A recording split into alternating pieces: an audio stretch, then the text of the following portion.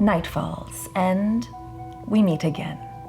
Flashlights on sidewalks, hushed laughter and dirty sneakers. We defy the darkness, the rules, and the monsters as one, kicking over rocks to see what we can find. Hello, freaks and freethinkers. This is Radio Ghost Town, and I'm your host, Deep Amber, coming to you from the relative safety of an undisclosed location. Tonight, we continue our ongoing series investigating and exposing the greatest conspiracy in the history of the world. To quote the most epic lead singer in the history of rock, Hollywood culture is a cesspool of wickedness. So lace up your high tops, friends. This episode is not for the faint of heart. Nor is it for little ears. If you have children, please send them from the room, because tonight we're taking a whirlwind tour of the muck and mire that floods the streets of La La Land. Then next time we'll open up the phone lines and let you all decide exactly which pop culture topic we should zero in on first.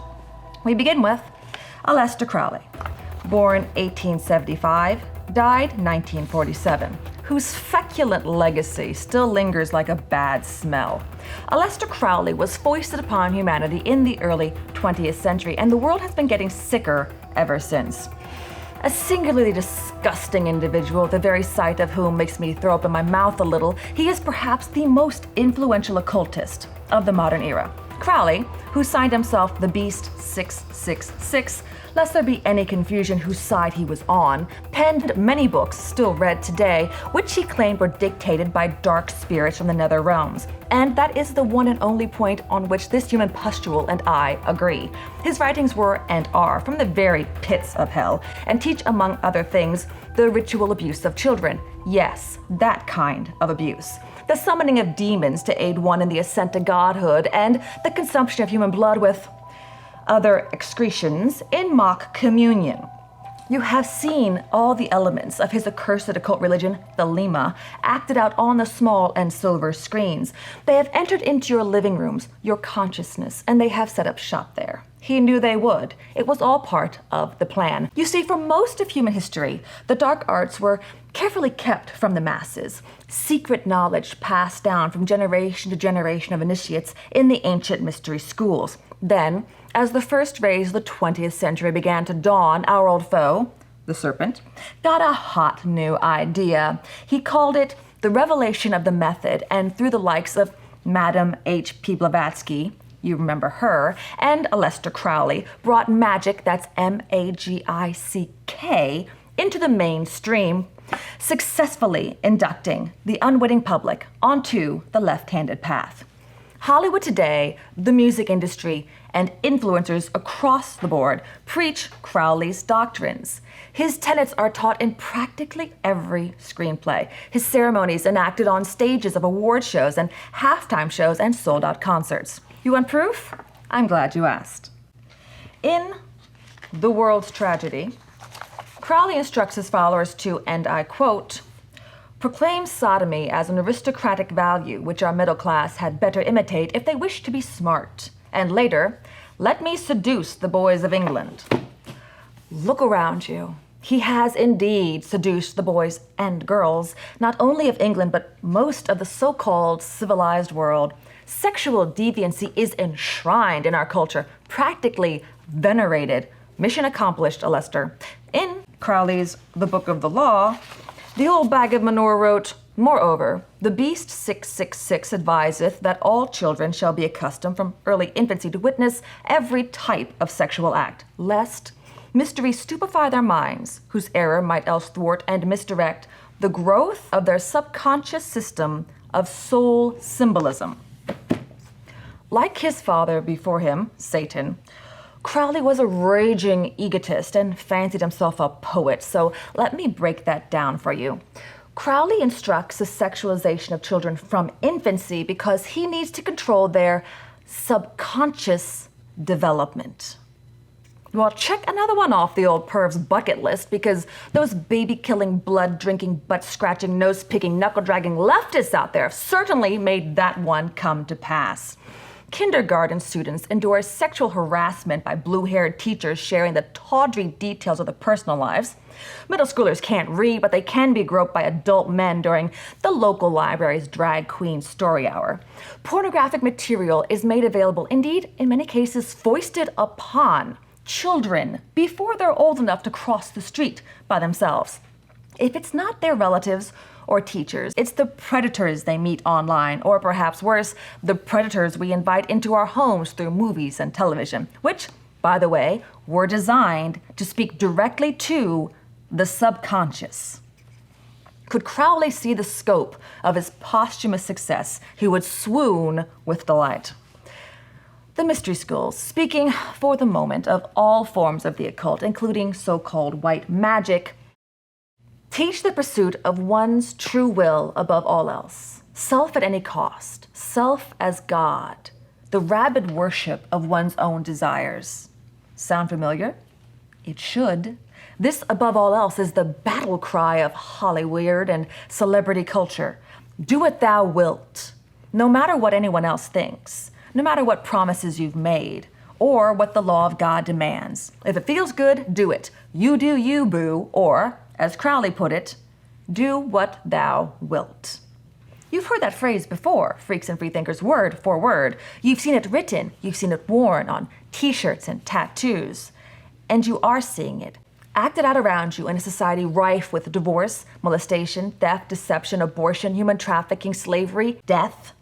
Do what thou wilt. There are more observant occultists in the world today than at any other time in recorded history, though I think it's fair to say most of them don't even know they're following in Crowley's fetid footsteps. You didn't know you were, did you, freaks and freethinkers? Please, hold your hate mail till the end of the episode. We continue. In his day, Crowley was rejected from polite society. He died in relative obscurity, his last recorded words being, "I am perplexed." I'm sure he was. One imagines the eternal tormenting fires of hell are usually quite a shock. Crowley's boast to have, while living, conquered the world has morphed into prophecy, as today, even where his name is not spoken, his practices pervade the mainstream, demanding acceptance. More than acceptance, demanding to be institutionalized, demanding worship. Google Hollywood scandals, but don't use Google. If you're still using Google, we can't be friends. Browse the headlines about recent celebrity crimes, cults, and offenses.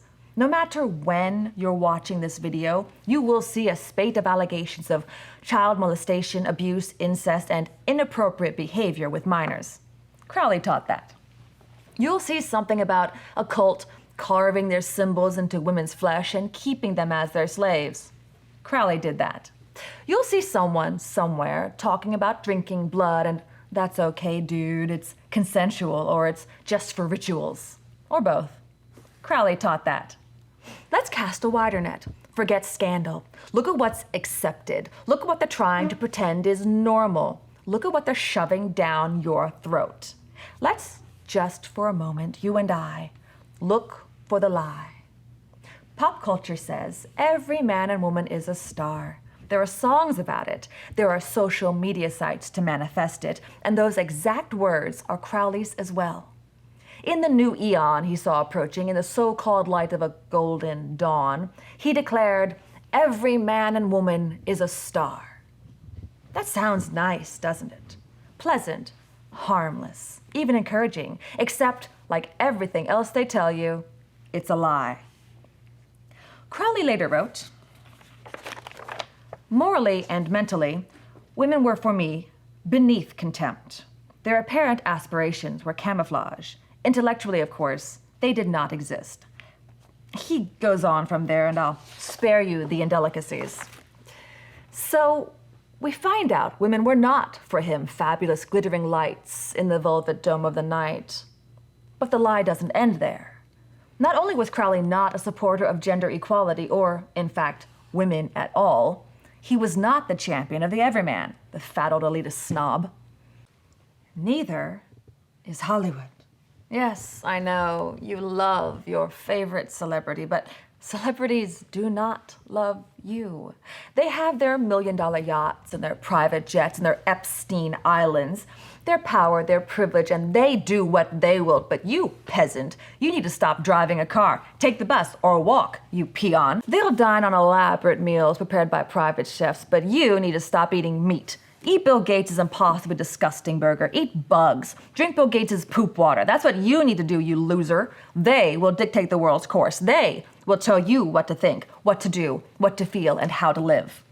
They will have their sprawling mansions with underpaid staff and legions of armed security, but you are going to surrender your right to self-defense. Obediently lock yourself in your prison cell-sized pod, hide your face behind bacteria-ridden masks, and pump your body full of dangerous mRNA drugs. Because it's good for you? Because the environment? No, because they told you to.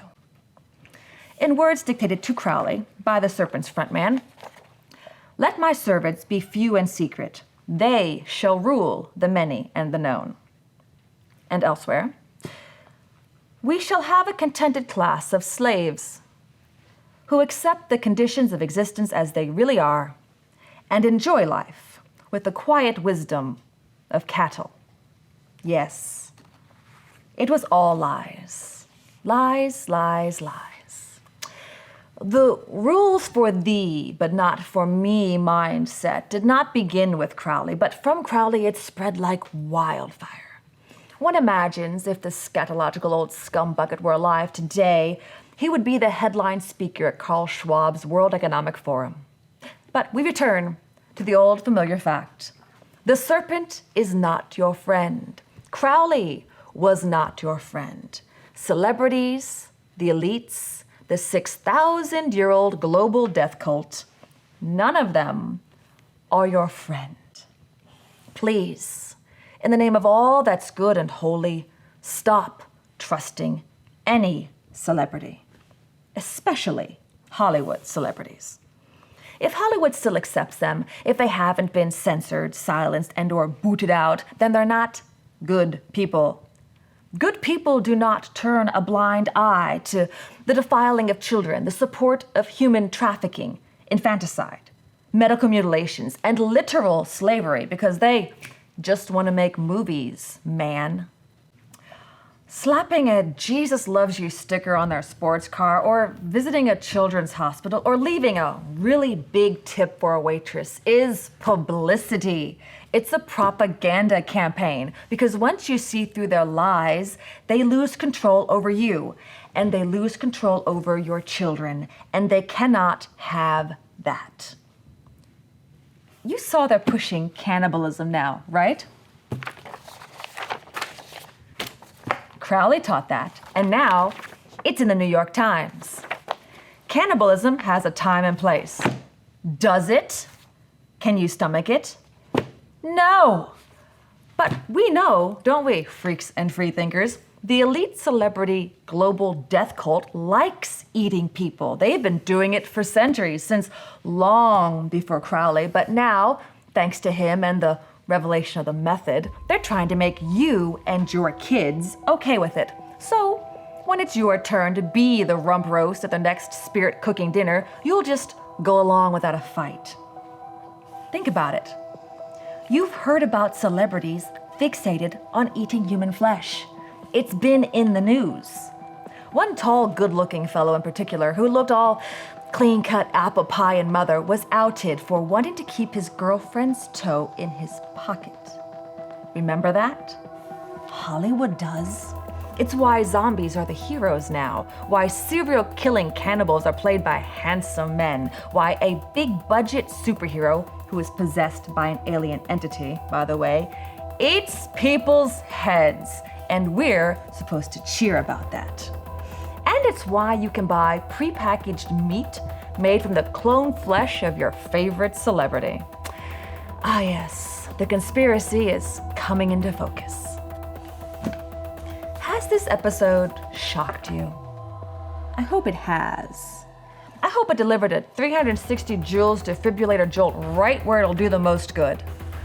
Wake up now or die in your sleep. When next we meet, I want to hear from you. What part of Hollywood's pact with the dark side should we put under the microscope first? Until then, and for the record, Satan is alive and active in the world today. He is your mortal enemy with just one goal: to destroy you, body and soul. The good news is, we have a champion. His name is Jesus. Jesus is the only way to God, and the Bible is our only source for absolute truth. Together, they're our only hope for salvation. I'm Deep Amber, and this is Radio Ghost Town.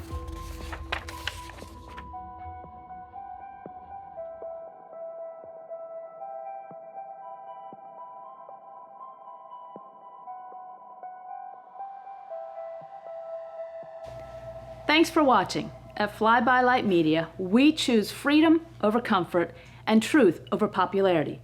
We hope you will too. You can also buy some cool tees and hoodies like this one through the link in the description. And please be sure to check out more videos. Together, we are Fly By Light Media, and we rise to shine.